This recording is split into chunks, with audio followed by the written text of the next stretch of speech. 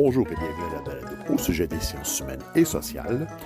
Ce ne sera pas une longue intro aujourd'hui parce que le but de l'épisode, c'est justement de laisser quelqu'un d'autre que nous aborder une réalité au sujet de laquelle Sébastien et moi ne connaissons absolument rien, c'est-à-dire la non-binarité. Notre invité d'aujourd'hui, Hélène Saint-Jacques, parent, charpentier, chercheur, directeur général, kéfuriste, conférencier. Hélène, dont un totem passé était ornithorynque polyvalent, j'essaierai de dire ça rapidement 6 fois, carbure pour changer le monde, challenger le statu quo et ouvrir des chemins dans les broussailles pour faciliter la route pour les suivants. Une entrevue avec Sébastien Belland. Bonne écoute. Comment tu as réalisé finalement donc, que le modèle Oui. normatif homme-femme était moins intéressant pour toi? Je pense que j'ai jamais vraiment fité dans un modèle normatif, dans le sens où j'ai toujours été quelqu'un qui adorait faire des trucs manuellement. C'est pas pour rien que j'ai en partie là, travaillé en construction comme charpentier. Fait que, si je me mets, mettons, juste dans un contexte conjugal, j'ai toujours sorti mettons, mon premier chum, ben, on faisait des projets de construction dans son garage ensemble, puis on gossait du bois, puis genre, c'était ça nos hobbies de couple, tu sais.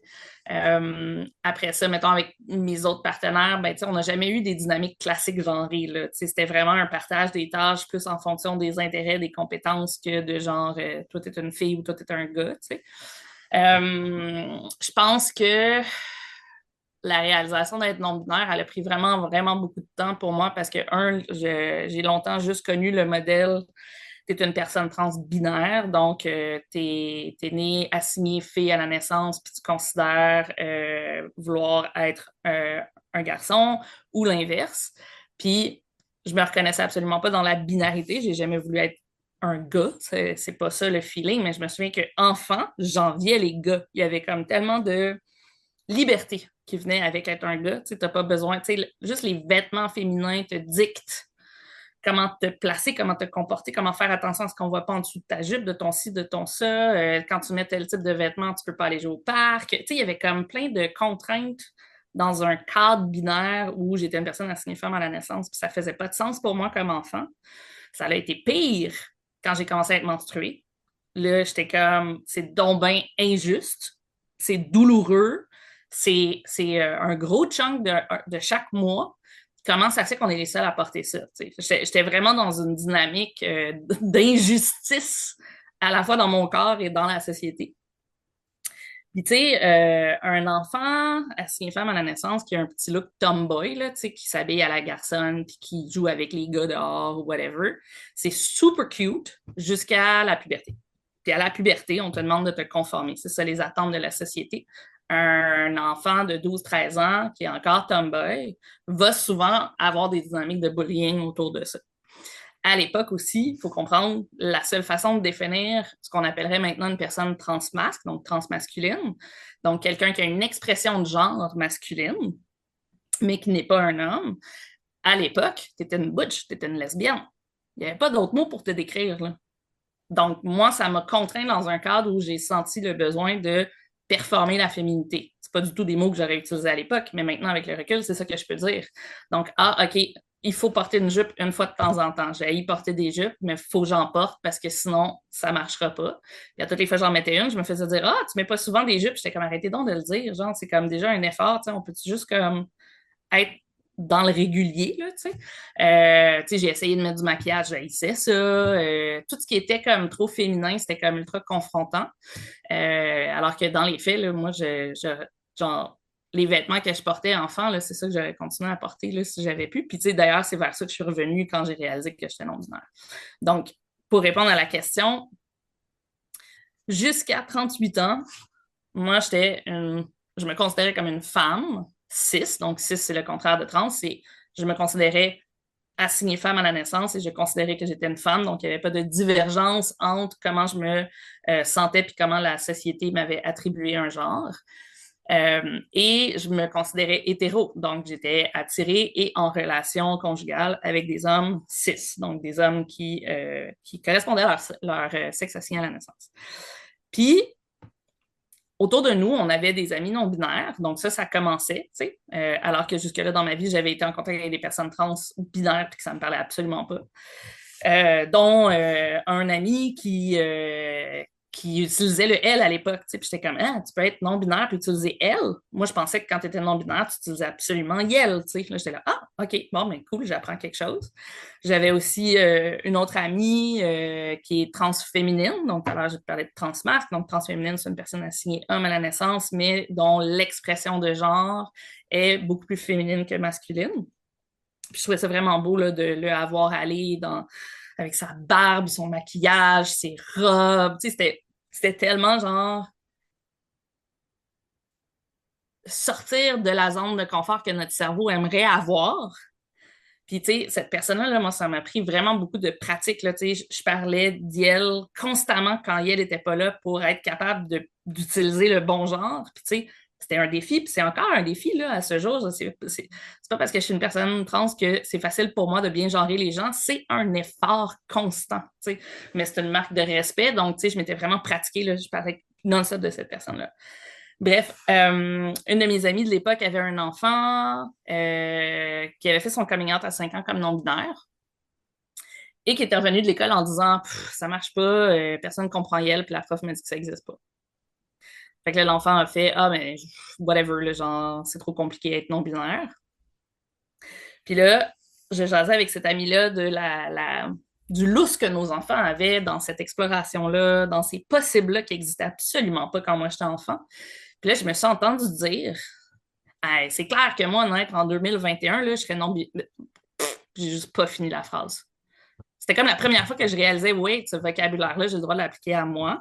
Puis, il n'est pas confrontant. Ça veut rien dire d'autre que ce que j'ai toujours été. Puis, tu sais, dans les faits, dès le lendemain, genre, je faisais mon coming out à tout le monde, puis tout le monde était comme, soit ça fait du sens, soit, ben, moi, je le savais, j'attendais juste que tu t'en rendes compte. Tu sais, je veux dire, mon énergie a toujours été flexible entre le féminin et le masculin. Je suis vraiment pas quelqu'un qui tend d'un bord ou de l'autre, tu sais. Fait que c'est ça, ça m'a comme vraiment tapé d'en face. Puis là, j'ai fait aïe, aïe, hey, moi qui pensais avoir déconstruit plein d'affaires dans ma vie, là, clairement, il y a des gros morceaux que je fuyais.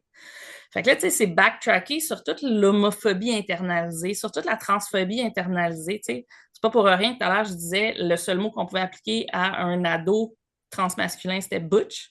J'ai passé ma vie à fuir ce mot-là. Puis encore à ce jour, là, jamais je vais dire je suis gay ou je suis lesbien ou je me considère pas du tout de cette orientation sexuelle-là.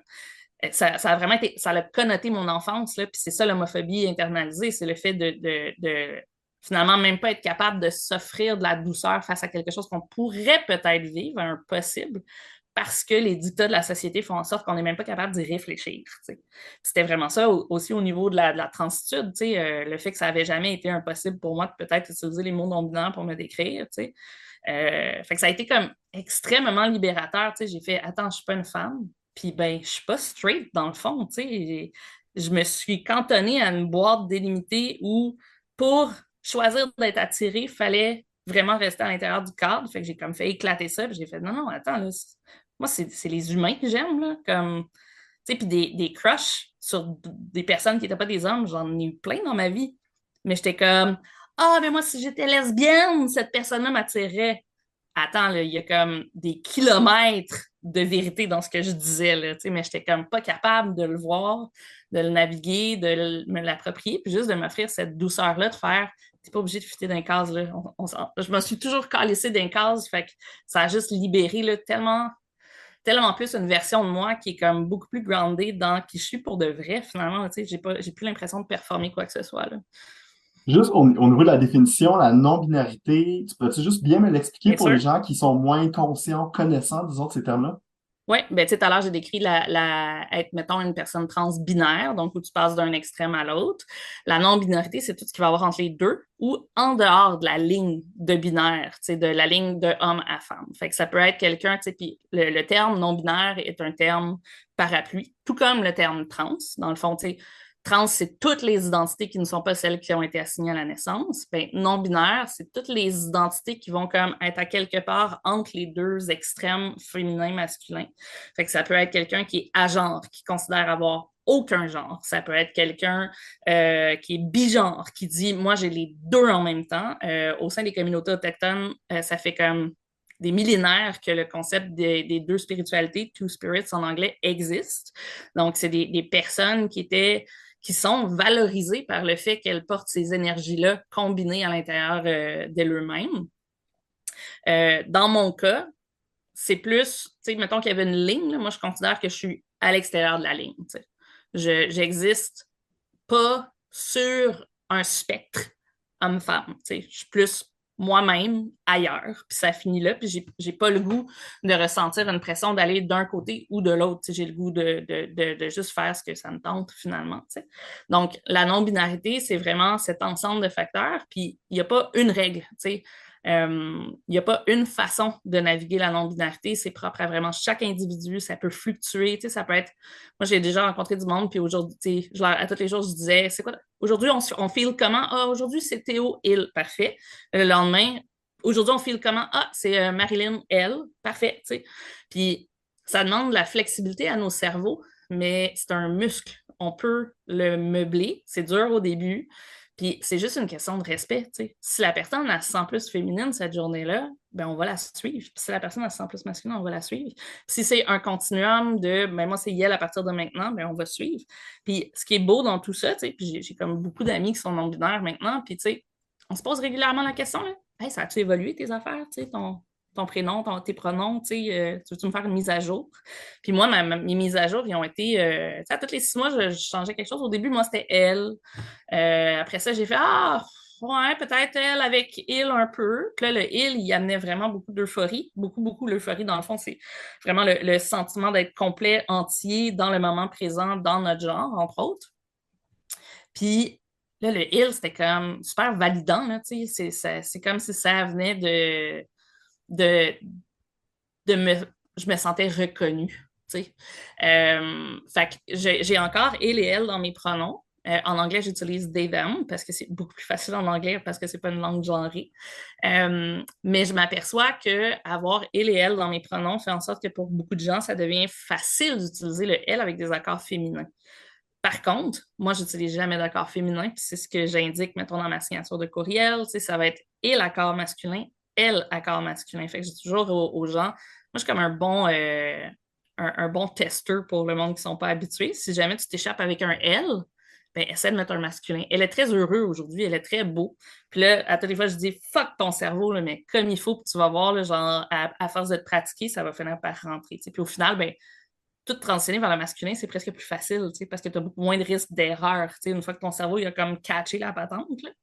Fait que, c'est cute, là, mes parents sont des super supporters, puis ma mère, elle m'a texté il y a, je sais pas, quelques mois, puis elle était comme, je veux juste que tu saches que mon cœur, puis je leur ai jamais demandé de me genrer au masculin, mais elle a dit, je veux juste que tu saches que mon cœur et ma tête essaient vraiment, vraiment de te genrer au masculin.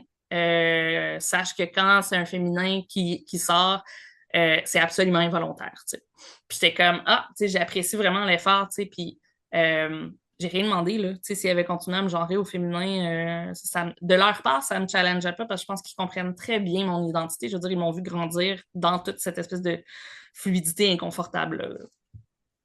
Mais est-ce que c'est dur socialement vivre comme non-binaire? Parce que moi, je vois beaucoup de progrès autour de moi.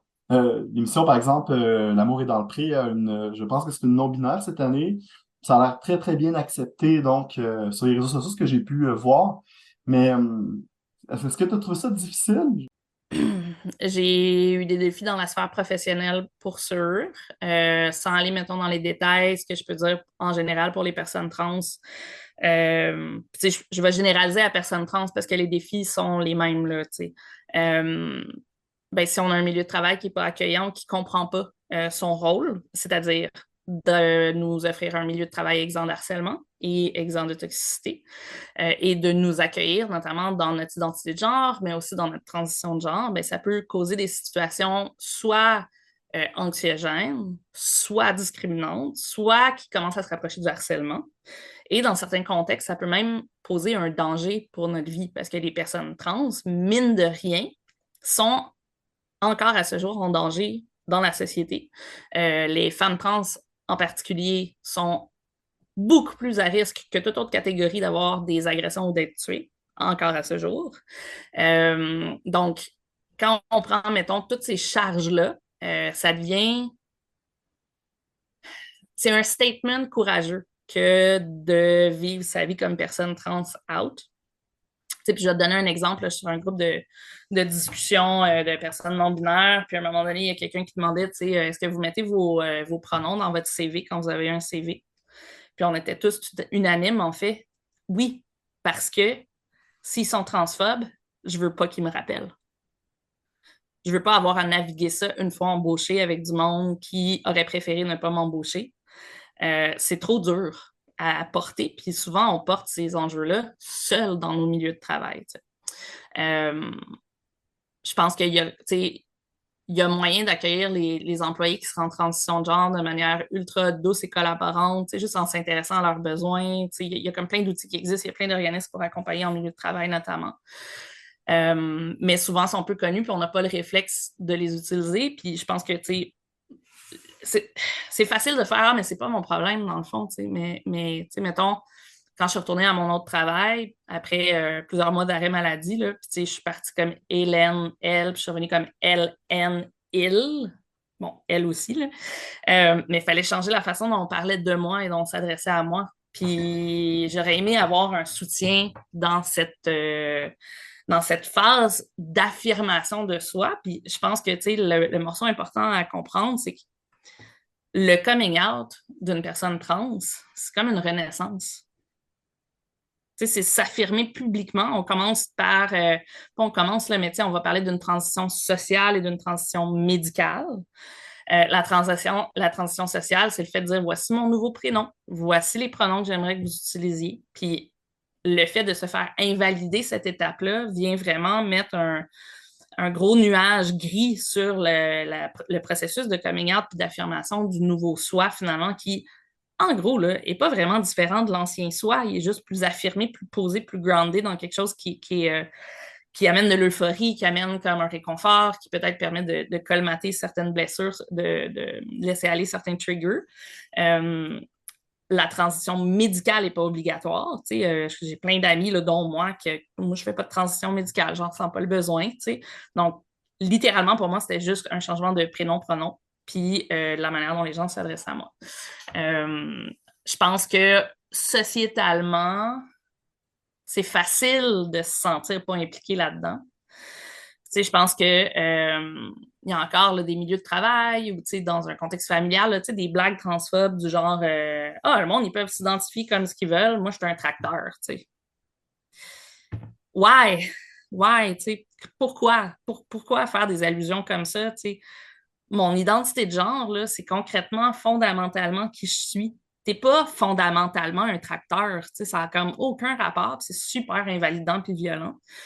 Puis, pour revenir à ton autre question, je pense qu'un des enjeux vécus par beaucoup de groupes oppressés, puis là, pas juste les personnes trans ou LGBT, là, les personnes racisées, tout ça, c'est les constantes micro-agressions. Puis les micro-agressions, souvent, ce qui arrive, c'est que pour l'œil des autres, on les voit pas passer. Oui, juste avant d'aller plus loin, Hélène, peux-tu juste bien expliquer c'est quoi une micro-agression pour qu'on comprenne bien? Oui. Fait qu'une micro-agression, une agression, là, tout le monde sait c'est quoi. Là, tu vas te faire battre, tu vas te faire agresser verbalement, harceler. C'est visible, c'est reconnu. Tout le monde va faire « Ah, yes, donc bien intense ». Une micro-agression, je vais donner un exemple. Ça va être de demander à une personne racisée qui n'a pas d'accent « Hey, t'es né où? » La personne, elle va dire, je sais pas, « Chicoutimi ». Puis là, « Non, mais pour de vrai, t'es né où? » Ben, Chicoutimi. « OK, mais tu viens d'où? » Chicoutimi. Ça, c'est une microagression. Dans le fond, la question, c'est ton origine ethnique. Qu'est-ce qui fait que tu es une personne racisée? C'est pas t'es né où? C'est pas une invalidation de t'es pas un vrai Québécois. Mais la répétition de cette question-là, de cette manière-là, sans clarté sur c'est quoi l'information que tu veux aller chercher, est une microagression. En gros, on te dit que t'es pas vraiment Québécois parce que tu es racisé. Fait que c'est sûr que tu viens pas juste de Chicoutimi, donc, ça, c'est, mettons, un exemple pour une personne racisée. Pour une personne trans, une microagression, ça va simplement être d'utiliser, mettons, un dead name. Un dead name, en français, c'est un morinon. C'est le nom, mettons, que mes parents m'ont donné quand je suis née. Puis, la plupart des personnes trans vont faire un changement de nom, pour avoir un nom qui colle plus à leur identité, soit binaire, soit non-binaire. Donc, le fait d'utiliser le morinon ben, c'est une microagression qui peut être reconnue comme du harcèlement psychologique, en fait, parce que souvent, si c'est plus le nom légal, il n'y a pas de raison de l'utiliser, il n'y a pas de raison de le nommer, de le laisser savoir. C'est une information confidentielle liée au passé qu'on n'a pas besoin de répandre. T'sais. Fait que l'enjeu des microagressions, c'est vraiment le fait qu'on peut être dans un groupe de personnes, de collègues ou en famille. Il y a une microagression qui va se faire par un commentaire, une blague, puis il n'y a personne qui va réagir. Parce qu'aux yeux des autres, c'est pas une agression. Mais pour la personne affectée par le commentaire ou la microagression, c'est ultra invalidant, c'est ultra challengeant, ça peut générer vraiment beaucoup d'anxiété ou même une crise de panique. Puis on peut immédiatement se sentir en situation où on est à la fois vulnérable puis pas en sécurité. Puis tu sais, je reviens sur le concept de sécurité parce que on parle pas juste de sécurité physique, là. Tu sais, des microagressions, ça affecte la psyché, ça affecte la santé mentale. Tu sais. Puis quand elle se répète constamment, ben, ça fait en sorte qu'on est de moins en moins fonctionnel. Tu sais. Fait que si ça se produit dans un contexte de travail, ben, on va probablement aller vers un burn-out ou un congé maladie parce que c'est trop. C'est une charge qu'on ne devrait pas avoir à porter, de jamais savoir quand est-ce qu'on va se faire attaquer.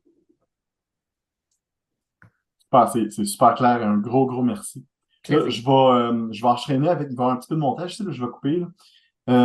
Moi, je m'intéresse beaucoup à la question des démarches dans l'état civil pour faire un changement officiel, pour te déclarer non-binaire. Puis, est-ce que c'est compliqué au Québec de faire ces changements-là ou c'est un truc administratif relativement simple? Ah, c'est une bonne question. J'ai déjà entendu du monde dire que on faisait ça pour le fun ou tu sais, qu'il avait entendu parler de quelqu'un qui avait changé de nom 5 fois. Il faut comprendre, il y a une différence entre tester des prénoms ou, comme je disais tout à l'heure, dire ben, mes prénoms puis mon identité fluctuante, tu sais, puis faire un changement légal. Moi, je suis passée au travers du processus là, pour avoir la mention non-binaire puis changer mon prénom l'année dernière. Je tiens publiquement à remercier Céleste Trianon, une activiste trans qui étudie pour être avocate, qui a monté des cliniques juridiques pour accompagner les personnes trans et non-binaires dans leur démarche de changement de nom et de genre. Et elle est responsable de la presque quasi-totalité des changements qu'il y a eu depuis qu'on a le droit de mettre la mention X. Elle est admirable, elle fait tout ça bénévolement. Donc, dans mon cas, il fallait que j'aille à la clinique de changement de nom avec une personne qui me connaissait depuis je ne sais pas combien de nombre d'années. Céleste avait tous les documents imprimés, tu sais, fait qu'elle pose des questions. T'as-tu un enfant? T'as-tu ci, t'as-tu ça? Là, donne le bundle de documents, tu t'en vas les remplir, ton témoin signe devant elle, elle est commissaire à la sermentation, fait qu'elle sermente les documents, tout ça.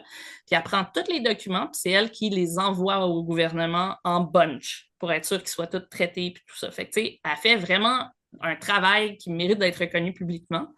Ça va vraiment être une personne complètement merveilleuse quand elle va être avocate. Elle essaie de faire des miracles. Fait que je lui redonne ses lauriers parce qu'elle le mérite définitivement. L'enjeu, donc, ça a pris plus ou moins 6 mois. J'ai reçu la confirmation que mon changement était accepté. Ça, c'était l'été dernier. On est en février. Mes principales cartes d'identité, donc ma carte d'assurance maladie avec le gouvernement et mon permis de conduire, indiquent encore que je suis une femme. Je n'ai aucune pièce d'identité en ce moment qui correspond à mon identité de genre. Il y a eu un jugement à la Cour supérieure du Québec, si je ne me trompe pas, là, il y a 2 ans et demi, du juge Moore, forçant le gouvernement du Québec à octroyer des pièces d'identité validées et en adéquation avec le genre. Et depuis ce temps-là, ben, il y a des comités qui se réunissent, des comités interministériels, pour voir comment ils vont faire ces changements-là. Et un des enjeux qu'on rencontre, c'est que, ben, les personnes trans ne sont pas invitées à ces discussions-là. 2, toutes les autres provinces du Canada offrent des pièces d'identité avec un marqueur X. Fait que c'est pas... On nous dit souvent, oui, c'est compliqué, c'est une question de vieux logiciel, mais ton vieux logiciel n'est pas une bonne raison pour me discriminer. C'est ça que le Québec est en retard, si je comprends bien. On est très en retard. Il y a Alex Miro, si je me souviens bien de son nom de famille, qui est rendu à sa 5e grève de la faim pour avoir son marqueur de genre sur ses pièces d'identité. Il y a une personne dans les 2 dernières semaines qui a réussi à obtenir un marqueur X sur son permis de conduire après avoir poursuivi à la Commission des droits de la personne. Donc, ils ont pris une entente hors cours, puis cette personne s'est vue émettre l'unique permis du Québec avec un X. Comment ça se fait que c'est pas généralisé? Comment ça se fait qu'on y va encore à la pièce? Moi, j'ai fait une démarche de plainte à la RAMQ puis pour mon permis de conduire dans ce contexte-là, juste pour comme, mettre plus de pression. Tu sais, je suis en relation aussi avec le protecteur du citoyen. J'ai fait des plaintes par rapport aux deux institutions. Puis, changer mon permis, là, ça a été vraiment, vraiment compliqué. Mais changer ma RAMQ, ça a été là, les 12 travaux d'Astérix. Je suis en processus de plainte à la RAMQ, j'échange avec la responsable des plaintes, on parle aussi à la personne au bureau du protecteur du citoyen. Puis là, elle a dit, on t'envoie le formulaire, machin, attends-le par la poste. Là, je reçois le formulaire, c'est mon dead name qui est dessus, mon morinon. Fait que là, je suis comme, là, je remplirai pas ça. Fait que là, j'ai réécrit. Elle a dit, on t'en envoie un nouveau. Puis là, je m'en vais à la pharmacie. Puis le pharmacien dit, ta carte RAMQ est expirée. Les formulaires se sont croisés, les formulaires de changement d'identité de genre puis de renouvellement. Fait que là, je fais comme, attends, là, une chance que je suis privilégiée dans la vie puis que j'ai un petit peu plus d'argent que tout le monde, là, sinon, qu'est-ce que je suis supposée faire quoi? Fait que là, je rappelle le protecteur du citoyen qui rappelle la RAMQ. Puis là, j'envoie un courriel à la fille de la RAMQ. Ça s'est réglé rapidement, mais c'est les 12 travaux d'Astérix. Puis tu sais, moi, à ce jour, là, ça fait 7 mois que j'ai mon changement d'identité, là. J'ai même pas fait le 6e des démarches pour changer mon nom partout. Parce que, je ne sais pas si tu as une idée de la quantité de téléphones que ça implique, là. Le gouvernement fédéral, le gouvernement provincial, le RAMQ, permis de conduire, c'est toutes des démarches qu'il faut faire individuellement. Là. Quand l'État civil accepte le changement, il envoie un signal dans quelques ministères, mais ça ne veut pas dire qu'il y a un changement automatique dans le genre ou dans le prénom. Les assurances, si tu as une propriété, il faut que tu ailles faire changer ça à la municipalité pour être sûr que tu te suives dans les comptes de taxes, les machins, la carte de crédit, le permis, le passeport. Tu sais, moi, je voyage cet été avec mon fils. Là, à un moment donné, j'ai fait « Oh fuck, mon passeport, tu sais, il n'y a pas mon nouveau nom, comment je gère ça? » Là, fait quelques recherches, puis Céleste encore, qui confirme là, sur un groupe « Non, non, non, jusqu'à l'expiration de ton passeport, tu peux continuer à voyager avec ton morinon. » OK, mais là, ça veut dire que je vais quand même me baquer puis je vais avoir comme une photocopie de mon changement de nom, des pièces d'identité avec mon ancien nom. Tu sais, c'est comme ultra compliqué. C'est une des grosses choses qui fait en sorte que les gens ne vont pas de l'avant avec ces changements légaux-là. Le fait d'avoir un X aussi, je ne le cacherai pas, là. On a des mouvances transphobes dans la société en ce moment. Le gouvernement Legault, qu'est-ce qu'ils ont décidé de faire avec les marqueurs? Ben, ils ont décidé de créer un comité de sages composé de 3 personnes qui n'ont aucune expertise au niveau de la transitude ou de l'identité non-binaire. 2 de ces personnes-là sont affiliées de près à des groupes anti-trans. Puis là, ils décident ensemble comment ils vont nous gérer. Moi, ça me fait peur, tout ça. Parce que je me dis que si un jour on tombe dans un gouvernement qui fait le choix, comme en Alberta en ce moment, là, par exemple, d'être beaucoup plus restrictif et contrôlant sur les identités trans, mais moi, mes pièces d'identité, là, ils vont me flaguer. Ça, c'est un risque qu'on prend tous quand on décide de faire ces modifications-là, de se flaguer publiquement comme personne trans. Puis si un jour on tombe avec un gouvernement qui veut backtracker là-dessus ou qui veut nous punir, ben on va être pogné avec ça. Fait que moi, j'ai fait le choix de prendre ce risque-là parce que j'essaie de nous faire confiance comme société pour bien avancer, mais je dois avouer que les derniers mois, au niveau du gouvernement Legault, là, ça m'a beaucoup échaudé et ça me fait peur, comme à beaucoup de monde au sein de la communauté trans. J'ai le goût de déplier l'idée justement des communautés trans, puis Oui. peut-être de voir d'un point de vue, disons, sociologique à l'extérieur du Québec, peut-être dans la francophonie, l'Amérique du Nord, ça va être à toi de me le dire. De quoi ont l'air les communautés trans entre les différentes, disons, sociétés qui y a autour de nous ou que toi, tu as déjà côtoyées? Est-ce que c'est plus difficile ailleurs, plus facile? Il y a sûrement des éléments de regard sociologique vraiment intéressants. Oui, ben, tu sais, effectivement, je pense que le regard change en fonction de la société. Tu sais, je pense qu'il y a des sociétés qui sont habituées à avoir des personnes là, fluides au niveau du genre. Tu sais, j'ai parlé des communautés autochtones tout à l'heure. Je sais que dans certains pays asiatiques, notamment, là, on est habitué à avoir, par exemple, des personnes assignées hommes qui vont avoir une expression de genre beaucoup plus transféminine. Il y a même des mots associés à ce type d'identité de genre-là. Ça ne veut pas dire qu'ils ne vivent pas de la discrimination. Là. Je pense qu'il n'y a pas un endroit sur la planète où les personnes trans sont en sécurité. Là. On est vraiment plus à même d'avoir des attaques, de la violence, comme je disais tout à l'heure. dans les sociétés africaines, je sais que ça peut être un petit peu difficile dans certains contextes. Tu sais, moi, j'ai été invitée à aller à un événement là, en économie sociale pour le travail en Afrique. Puis il n'a suffi que d'un Google avec LGBT puis le nom du pays pour voir que je me serais mis en danger si j'avais accepté d'aller participer à ce forum international-là comme personne trans, non-binaire, LGBT.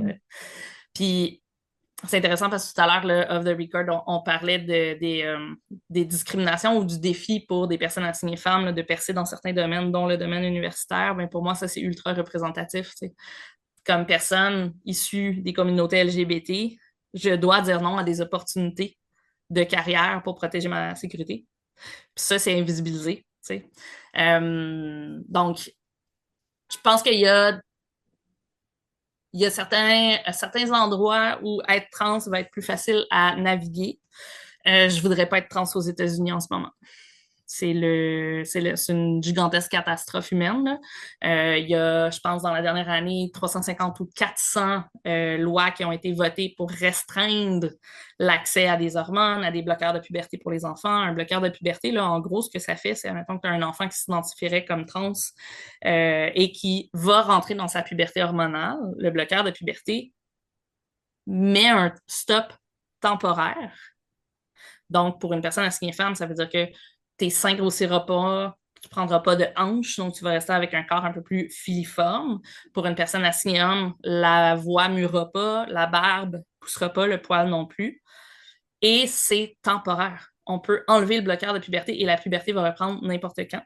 Puis l'idée derrière le bloqueur de puberté pour un enfant qui s'identifie comme trans, c'est qu'il se garde des options. La plupart des chirurgies d'affirmation de genre, c'est pour enlever ces critères-là genrés qui ont été liés à la puberté. Donc, dans la plupart des lois qui ont été prises aux États-Unis, puis dans un projet de loi là, en cours en Alberta en ce moment, l'idée, c'est de ne plus permettre l'utilisation des bloqueurs de puberté et de ne plus permettre de transition médicale pour des enfants, donc jusqu'à 18 ans, la plupart des cas, sous peine aux États-Unis, dans certains États, là, d'emprisonner les parents ou les médecins qui fournissent ces soins-là. Puis la littérature scientifique est unanime, la littérature scientifique médicale est unanime sur le fait que ne pas donner accès à ces soins-là à des enfants augmente le risque de suicide ou de détresse. Puis les communautés trans, par rapport à l'ensemble de la société, sont celles où il y a le plus de suicides. Les gens sont fondamentalement malheureux. Puis c'est l'accès à la transition médicale et ou sociale qui amène de la sécurité. Je ne dis pas que c'est miraculeux, loin de là, mais de bloquer ces accès-là va faire en sorte qu'on va voir, encore une fois, une augmentation du nombre de suicides et de détresse. Tu sais. Fait que moi, j'aimerais pas ça être aux États-Unis en ce moment. J'aimerais ça emmener la discussion sur autre chose. J'ai vu des analyses donc d'analytics sur des sites de consommation pornographique. Puis on voit que la consommation de matériel pornographique trans a explosé dans les 5 dernières années. Puis il n'y a pas un risque d'hypersexualiser cette communauté-là? Il y a comme un lien avec ce que je disais tout à l'heure sur le fait qu'être une personne trans pose un danger pour notre sécurité. J'ai parlé des femmes trans en particulier. Le type de pornographie à laquelle tu réfères est beaucoup, beaucoup, beaucoup autour de femmes trans. Je parlais d'homophobie refoulée tout à l'heure. Ben, dans cette consommation-là, il y a de l'homophobie refoulée. Et un des risques que ça pose pour les femmes trans, notamment, là, qui pourraient être, par exemple, travailleuses du sexe, c'est vraiment qu'après avoir assouvi ses besoins, une personne, majoritairement c'est des hommes, vont les tuer parce que avec l'homophobie refoulée, c'est la honte. C'est la honte de vivre cette attirance-là pour quelqu'un qui n'est pas ce que la société nous dicte que nous devons avoir comme attirance sexuelle. Puis là-dessus, pour le public qui nous écoute, je conseille vivement la série Pose, qui parle de la montée du ballroom à New York dans les années 70, si je me souviens bien, 80. Donc, on est dans des communautés racisées avec beaucoup, beaucoup de femmes trans, beaucoup la communauté LGBT Puis il y a une réappropriation par la danse, le ballroom finalement, là, par ces collectivités-là, d'une forme de care collectif. Puis la télésérie, toutes les femmes trans sont des femmes trans, les actrices. Donc ça, c'est comme une mouvance que je soutiens. Il faut arrêter de mettre des acteurs cis dans des rôles de personnes trans. On a des acteurs trans merveilleux qui existent, mettons-les de l'avant. Puis, dans le fond, la série explore aussi là, la dualité entre la précarité financière de ces personnes-là qui sont exclues de la société, la nécessité donc souvent de devenir travailleuse du sexe pour être capable de juste survivre, la montée du sida et en parallèle le risque que contient ces identités de travailleuses du sexe trans. Il y a plusieurs personnages qui meurent tués dans cette série-là. Puis malheureusement, les meurtres de femmes trans, c'est pas quelque chose qui fait la une. On est beaucoup invisibilisé dans tout ça, alors que ben, concrètement, il y en a. Donc oui, je pense qu'il y a comme un enjeu dans cette montée de la sexualisation des corps trans. C'est sûr que prendre des hormones change nos corps, autant pour une personne assignée homme qu'assignée femme, mais on n'est pas des objets de fétichisation, on est des humains, point, qui essaient de vivre leur best self, là, la meilleure version d'eux-mêmes. Là. J'aimerais conclure l'entrevue avec peut-être une note positive. Toi, tu as une réflexion qui s'étire sur plusieurs années sur le sujet. Puis qu'est-ce que tu as vu qui a changé dans notre société positivement pour vous? Ben, je vais y aller avec les enfants.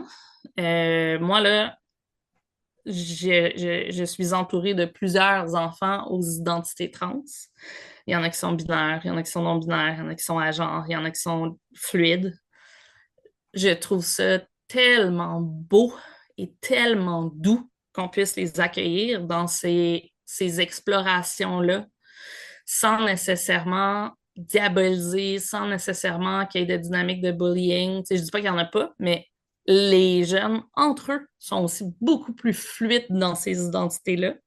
Puis on le voit en milieu professionnel aussi. Là, moi, le crowd à ma job est quand même assez jeune, puis depuis que je suis là, moi, je suis directeur général, ouvertement trans et non-binaire, ben, j'ai eu beaucoup de coming out en secret, de monde qui sont venus me voir, qui se sentaient en sécurité, puis qui ont fait « Hey, by the way, ça m'inspire full.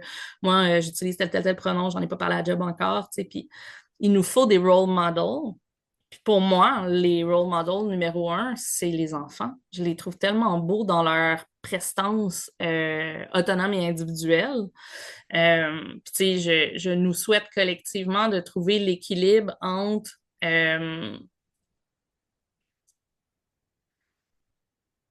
je repense au comité des sages de Legault, là.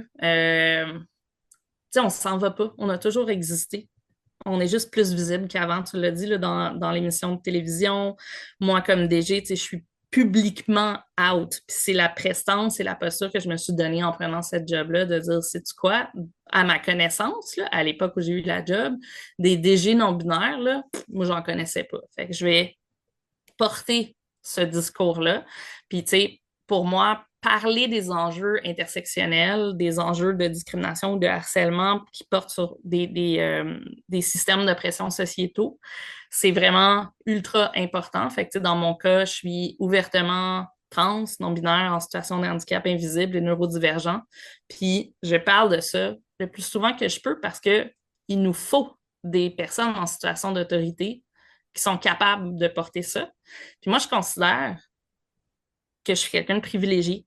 Et avec ce privilège-là vient la responsabilité d'ouvrir la voie pour d'autres qui sont moins privilégiés puis qui peuvent peut-être pas être out à leur job, dans leur famille. Ça vient avec un risque pour ma carrière, ça vient avec un risque pour moi individuellement. Pour l'instant, j'ai pas de gros backlash là-dessus, mais je considère que je suis privilégiée puis que j'ai une responsabilité sociétale à ce niveau-là de participer notamment à des podcasts comme celui-là pour essayer d'expliquer un petit peu plus à quoi ça peut ressembler un parcours de quelqu'un qui est à des intersections d'oppression qui rendent parfois difficile de naviguer des espaces privés et publics.